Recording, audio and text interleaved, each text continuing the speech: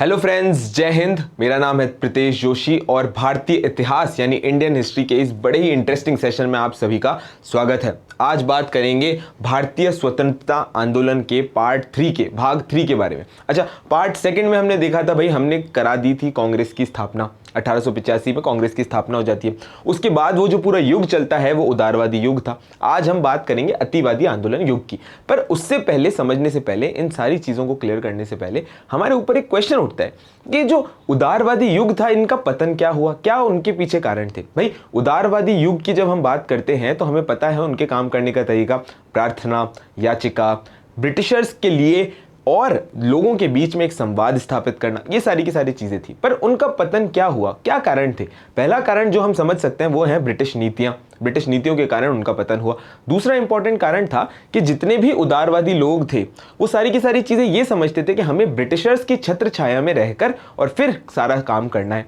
और वो ब्रिटिशर्स के साथ सीधा संघर्ष जो है वो अभी व्यवहारिक नहीं समझते थे कि अभी ब्रिटिशर्स के साथ सीधा संघर्ष करना पूरी तरीके से गलत होगा। और हमारा एक मकसद है कि जन जागरण करें, लोगों को समझाएं, राजनीतिक चेतना लाएं। यहीं तक ही उदारवादी लोगों का काम था। क्लियर? लेकिन 1885 में कांग्रेस की स्थापना के बाद ऐसी क्या घटनाएं हुई कि जो कांग्रेस थी वो बदल रही थी। अब कांग्रेस के अंदर नए लोग आ रहे थे। कांग्रेस को लोगों के प्रति अकाउंटेबल होना था, उनको समझना था कि किस तरीके से हमें आगे की रणनीति बनानी है। इसका एक कोट है जो कि लॉर्ड डफरिन में, जिस टाइम कांग्रेस बनी थी, गवर्नर जनरल थे, उनका एक कोट है जो हमें कांग्रेस और अंग्रेजों के बीच का जो रिश्ता था वो बड़ी आसानी से समझा देता है। क्या था वो कोट? कांग्रेस के बारे में लॉर्ड डफरिन साहब कहते हैं कि कांग्रेस लड़खड़ा रही है और भारत में रहते हुए मेरी आकांक्षा है कि मैं कांग्रेस की मृत्यु का सहायक बनूं। तो कांग्रेस की स्थिति जो थी अब पूरी तरीके से चेंज हो रही थी और अब एक नए युग का स्टार्ट हो रहा था, नए युग की शुरुआत हो रही थी और वो था अतिवादी आंदोलन युग। अतिवादी आंदोलन युग कब से कब हुआ? तो भैया 1906 से लेकर 1919 तक। 1906 से लेकर 1919 तक। अब जल्दी से अपन समझ लेते हैं अतिवादी आंदोलन युग के अंदर क्या था।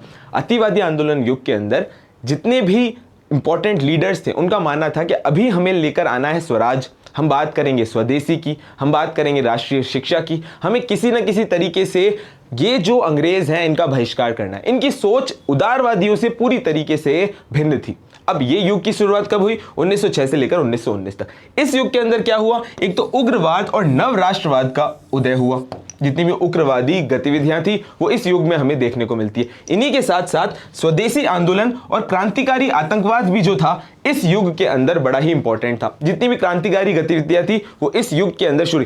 इससे पहले उदारवादियों के युग में उग्रवाद और क्रांतिकारी गतिविधियां हमें नहीं देखने को मिलती है। इसी के साथ साथ इसके इंपॉर्टेंट लीडर्स की अगर हम बात करें कि कौन थे वो इंपॉर्टेंट लीडर्स जिनका दबदबा था इस युग के शुरुआती समय में, या इस पूरे युग के इंपॉर्टेंट लीडर्स कौन कौन थे, तो उनको देख लेते हैं। सबसे पहले बाल गंगाधर तिलक, लाला लाजपत राय, बिपिन चंद्र पाल और अरबिंदो घोष।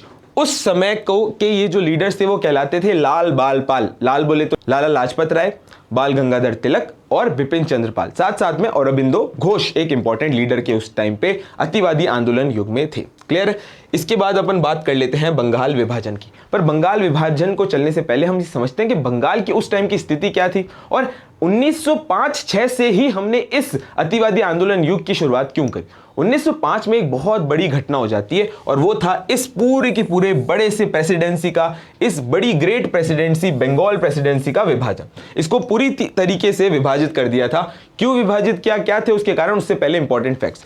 ये पूरा का पूरा जो एरिया आप देख रहे हो ये एक पूरे बंगाल के तौर पे जाना जाता था, जिसकी पॉपुलेशन 8 करोड़ के आसपास में पॉपुलेशन और 1,90,000 वर्ग मील का इतना बड़ा एरिया इस बंगाल प्रेसिडेंसी के अंदर था। इसको 2 पार्ट्स में डिवाइड कर दिया। अब असलियत में जब पूछा गया कि भाई अंग्रेजों ने इसको क्यों विभाजित किया, तो उसका इंपॉर्टेंट कारण यह बताया गया कि इसको विभाजित इस वजह से किया गया कि जो एडमिनिस्ट्रेटिव एफिशिएंसी है, प्रशासनिक तौर पे ईस्टर्न बंगाल जो है वो पिछड़ा हुआ है और इस पिछड़ेपन को कम करने के लिए हमने इस पूरे के पूरे बंगाल को विभाजित कर दिया, जिससे हम इजीली बड़े आसान तरीके से जो है बंगाल का प्रशासन संभाल सके। पर इसके पीछे और दूसरे कारण थे। ब्रिटिशर्स इतने आसान व्यक्ति तो थे नहीं। इसके पीछे कारण क्या थे कि ये जो पूरा का पूरा जो बंगाल है ये राष्ट्रवादी गतिविधियों का गढ़ था। इसमें जितनी भी राष्ट्रवादी राजनीतिक चेतना थी या फिर जितनी भी राष्ट्रवादी गतिविधियां थी वो सारी की सारी इस बंगाल प्रेसिडेंसी में हुआ करती थी। बंगाल के बुद्धिजीवी तो वैसे ही बहुत बड़े फेमस थे। साथ ही साथ अगर ब्रिटिशर्स को डर था कि कहीं से भी संघर्ष उत्पन्न हो सकता है तो वो था ये बंगाल प्रेसिडेंसी, और उन्होंने इसका पार्टीशन कर दिया। इसी के साथ साथ एक और इंपॉर्टेंट रीजन था, वो था ब्रिटिशर्स की, अंग्रेजों की फूट डालो और राज करो की नीति, डिवाइड एंड रूल की नीति। और ये जो बंगाल था ये हिंदू मुस्लिम यूनिटी का, हिंदू मुस्लिम एकता का बहुत इंपॉर्टेंट गढ़ था। इस वजह से उन्होंने इसको पूरी तरीके से विभाजित कर दिया। इस बंगाल के अंदर आज के टाइम पे अगर हम देखें तो हमारा जो वेस्ट बंगाल है वो, साथ साथ में आसाम, और इसके अलावा और कौन से एरियाज हैं तो अपन ये देख सकते हैं कि बांग्लादेश, बिहार, उड़ीसा, ये सारे के सारे एरियाज भी इसी बंगाल के अंदर कंसिडर किए जाते हैं। तो आज के बंगाल से इसको कंपेयर करना पूरी तरीके से गलत होगा। उस टाइम का बंगाल बहुत ही ज्यादा बड़ा था और राजनीतिक चेतना के हिसाब से बहुत ज्यादा इंपॉर्टेंट था। क्लियर। अब इंपॉर्टेंट फैक्ट्स देख लेते हैं कि कब हुआ विभाजन, कैसे लागू हुआ, कौन करने वाले व्यक्ति थे और इंपॉर्टेंट एक्टिविटीज कौन कौन सी थी। बंगाल विभाजन की घोषणा होती है 19 जुलाई 1905 को। इसकी घोषणा करने के साथ साथ ही ब्रिटिशर समझ चुके थे कि अब ये जो घोषणा हो चुकी है ये कोई ना कोई इंपॉर्टेंट राष्ट्रीय राजनीतिक चेतना को जगाने वाली है, और इसको लागू करने की जो तारीख थी 16 अक्टूबर 1905, और इसी दिन विभाजन दिवस जो है वो मनाया गया। बंग भंग का जो आंदोलन था वो पूरी तरीके से अब उठने वाला था। कैसे हुआ, क्या था स्वदेशी आंदोलन, उसको देख लेते हैं। कौन व्यक्ति थे जिन्होंने इस बंगाल विभाजन को किया, तो वो थे लॉर्ड कर्जन। अच्छा देखो, एक चीज ध्यान रखना, जब हम इंडियन हिस्ट्री पढ़ते हैं ना तो 3-4 यूनिवर्सल आर्ग्यूमेंट्स हमेशा होते हैं। कौन कौन से हैं वो यूनिवर्सल आर्ग्यूमेंट? एक तो जब हम कोई घटना पढ़ेंगे उस टाइम का कोई गवर्नर जनरल हो इंपॉर्टेंट, उसके आसपास की कौन सी इंपॉर्टेंट घटनाएं, कौन कौन से इंपॉर्टेंट लीडर्स हैं और उस घटना के दौरान कौन सी एक्टिविटीज हुई है, वो सारी की सारी चीजें हम देखते हुए चलेंगे। तो बंगाल विभाजन को करने वाले जो व्यक्ति थे वो थे लॉर्ड कर्जन, और लॉर्ड कर्जन को ही भारतीय राष्ट्रवाद का उत्प्रेरक भी कहा जाता है। उत्प्रेरक भी कहा जाता है, भारतीय राष्ट्रवाद का उत्प्रेरक भी लॉर्ड कर्जन को कहा जाता है।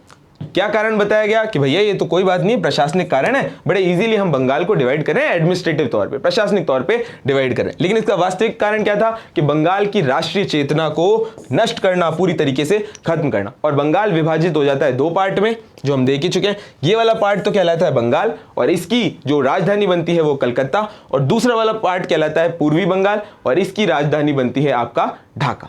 क्लियर है। अब ये जो चिंगारी जली थी बंगाल विभाजन से, इसकी आग लगती है हमारे स्वदेशी आंदोलन में। स्वदेशी आंदोलन को पूरी तरीके से समझने की कोशिश करते हैं।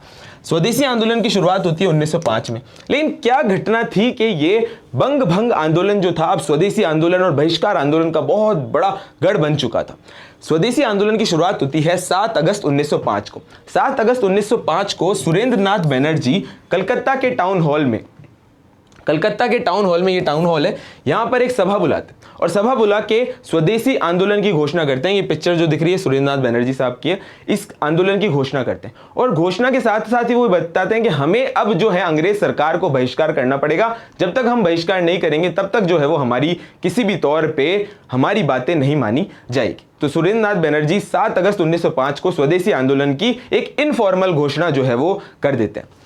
इसी के साथ साथ में जो जब लागू होने वाला था बंगाल विभाजन, वो तारीख थी 16 अक्टूबर 1905। 16 अक्टूबर 1905 के दिन क्या हो जाता है? 16 अक्टूबर 1905 के दिन विभाजन दिवस होता है और सुरेंद्र नाथ बनर्जी और इंपॉर्टेंट जितने भी कांग्रेस के लीडर्स थे, रविन्द्रनाथ टैगोर, वो इस दिवस के लिए बड़े ही इंपॉर्टेंट थे। क्यों? क्योंकि अगर इस दिवस को ढंग से व्यवस्थित तौर पे ब्रिटिशर्स के खिलाफ मनाया गया तो सारी की सारी चीजें बंगाल विभाजन को खत्म की जा सकती है। रविन्द्रनाथ टैगोर ने कहा कि भाई इस दिवस को आप रक्षाबंधन के तौर पे मनाओ, कि भाई जो हिंदू मुस्लिम यूनिटी जो है, हिंदू मुस्लिम एकता है, उसको जो खतरा पहुंचा है उस खतरे को कम करो, रक्षाबंधन दिवस मनाओ। सुरेंद्र नाथ बनर्जी ने कहा कि इस पूरे के पूरे आंदोलन को आप साथ ही साथ अपने शोक दिवस के तौर पे मनाओ, जिससे लोगों के अंदर जो है इस चीज का दुख बटे कि जैसे 2 भाई अलग होते हैं उस तरीके से बंगाल जो है अब वो 2 पार्ट्स के अंदर डिवाइड हो रहा है।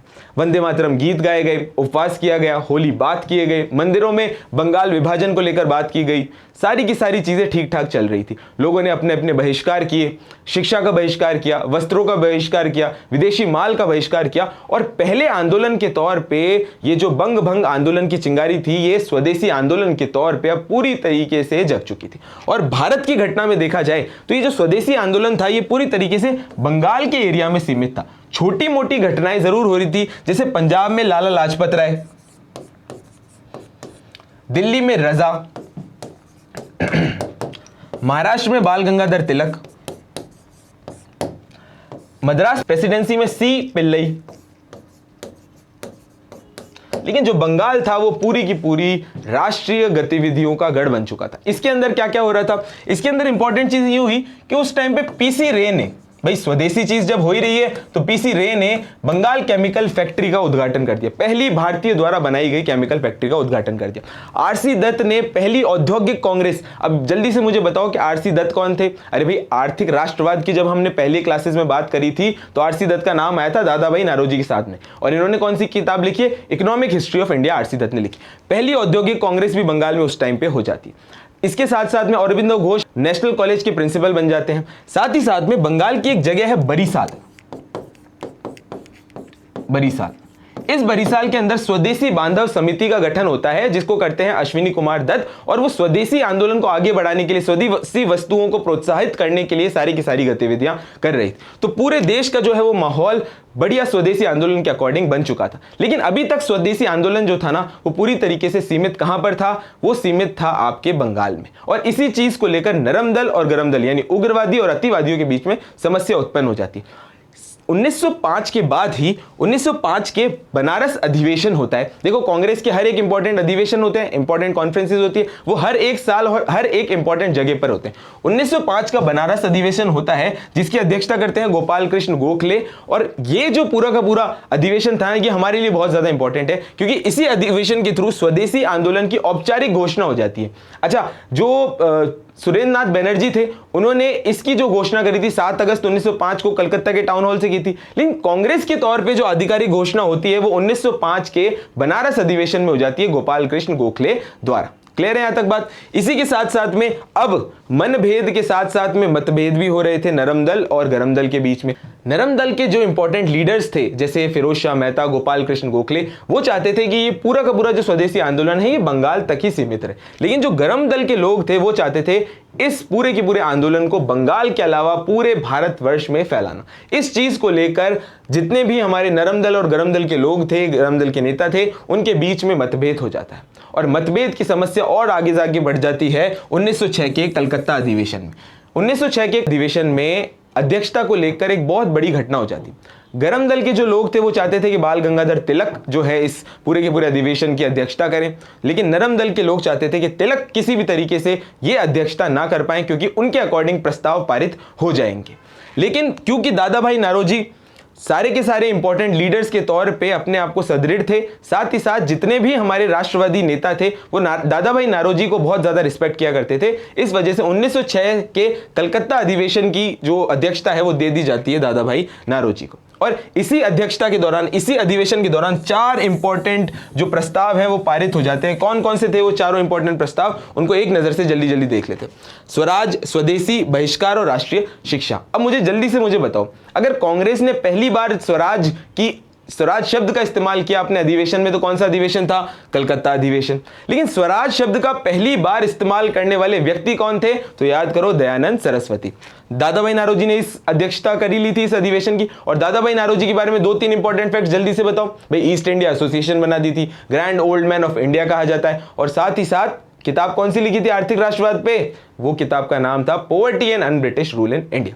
तो अब अपन पहुंच चुके हैं 1885 से जो हमारी शुरुआत हुई थी भारतीय राष्ट्रवाद की, भारतीय राष्ट्रीय आंदोलन की, अब पहुंच चुके हैं 1906 में। नेक्स्ट वाले पार्ट में हम देखेंगे कि जो नरम दल और गरम दल के बीच में मतभेद हुआ था वो कितना बड़ा, और नरम दल और गरम दल पूरी तरीके से कांग्रेस को 2 पार्ट्स में डिवाइड कर देंगे।